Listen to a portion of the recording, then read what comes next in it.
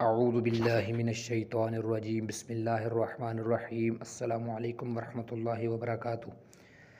آج کی اس نئی ویڈیو میں اپنے تمام ناظرین کو خوش آمدید کہتا ہوں۔ میرے تمام ناظرین سے گزارش ہے کہ ہمارے اس ویڈیو کو پورا دیکھیں، آخر تک دیکھیں اور اپنے تمام دوست احباب کے ساتھ ضرور شیئر کریں۔ مزید اچھی ویڈیوز کے لیے، اچھے وظائف کے لیے، اچھی تعلیمات کے لیے ہمارے اس چینل کو سبسکرائب کریں، لائک کریں، شیئر کریں، کمنٹ کریں اور گھنٹی کے بٹن دبانا بھولیے گا تاکہ جو ہماری نئی آنے والی ویڈیوز ہیں وہ آپ کو جلد از جلد مل سکیں۔ آج کی ویڈیو کا جو موضوع ہے وہ ہے حاجت کا وظیفہ۔ جیسا کہ آپ جانتے ہیں کہ ہر انسان کی کوئی نہ کوئی حاجت ہوتی ہے، تو اس کے لیے آج ہم وظیفہ بتا رہے ہیں۔ تو چلے شروع کرتے ہیں۔ 2 رکعت نماز نفل حاجت کی نیت سے پڑھنے ہیں آپ نے۔ اس کے بعد جو نفل پڑھنے کا طریقہ ہے وہ آپ کو بتا دیتے ہیں۔ پہلی رکعت میں سورہ فاتحہ کے بعد 11 مرتبہ آیت الکرسی پڑھیں۔ دوسری رکعت میں سورہ فاتحہ کے بعد 11 مرتبہ سورہ اخلاص پڑھیں۔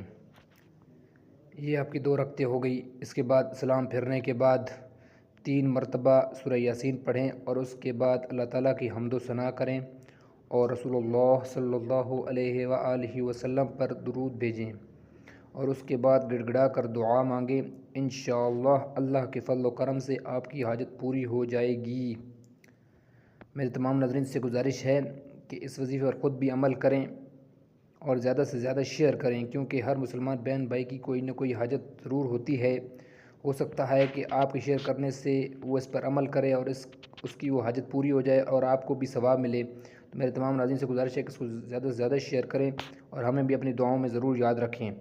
اپنا خیال رکھیں، اپنے بچوں کا خیال رکھیں۔ اللہ تعالیٰ تمام مسلمان بہن بھائیوں کی تمام ضروریات، جائز خواہشات پوری فرمائے، آمین ثم آمین۔ اپنا خیال رکھیے گا، اپنے بچوں کا خیال رکھیں۔ شکریہ، اللہ حافظ، السلام علیکم ورحمۃ اللہ وبرکاتہ۔